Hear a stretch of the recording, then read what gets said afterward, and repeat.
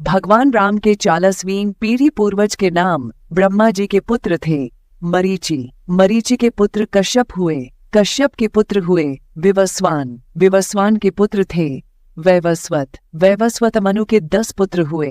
इनमें से एक का नाम था इक्ष्वाकु ने अयोध्या को अपनी राजधानी बनाया। इक्ष्वाकु के पुत्र हुए कुक्षी। कुक्षी के पुत्र का नाम विकुक्षी था। विकुक्षी के पुत्र बाण हुए। बाण के पुत्र थे अनरण्य था। अनरण्य के पुत्र का नाम पृथु था। पृथु से त्रिशंकु का जन्म हुआ। त्रिशंकु के पुत्र धुंधुमार हुए। धुंधुमार के पुत्र का नाम युवनाश्व था। युवनाश्व के पुत्र हुए मानधाता था। मानधाता से सुसंधि का जन्म हुआ। सुसंधि के 2 पुत्र हुए ध्रुवसंधि एवं प्रसेनजित। ध्रुवसंधि के पुत्र भरत हुए। भरत के पुत्र हुए असित। असित के पुत्र सगर हुए। सगर के पुत्र का नाम असमंज था। असमंज के पुत्र अंशुमान हुए। अंशुमान के पुत्र दिलीप हुए। दिलीप के पुत्र भगीरथ थे। भागीरथ के पुत्र ककुत्स्थ थे। ककुत्स्थ के पुत्र रघु हुए।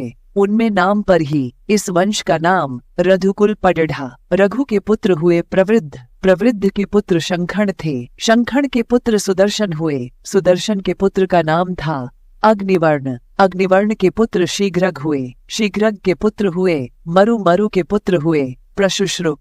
प्रशुश्रुक के पुत्र हुए अम्बरीश। अम्बरीश के पुत्र का नाम था नहुष। नहुष के पुत्र हुए ययाति। ययाति के पुत्र हुए नाभाग। नाभाग के पुत्र का नाम था अज। अज के पुत्र हुए दशरथ। दशरथ के 4 पुत्र राम, भरत, लक्ष्मण तथा शत्रुघ्न हुए। भगवान राम के 2 पुत्र लव, कुश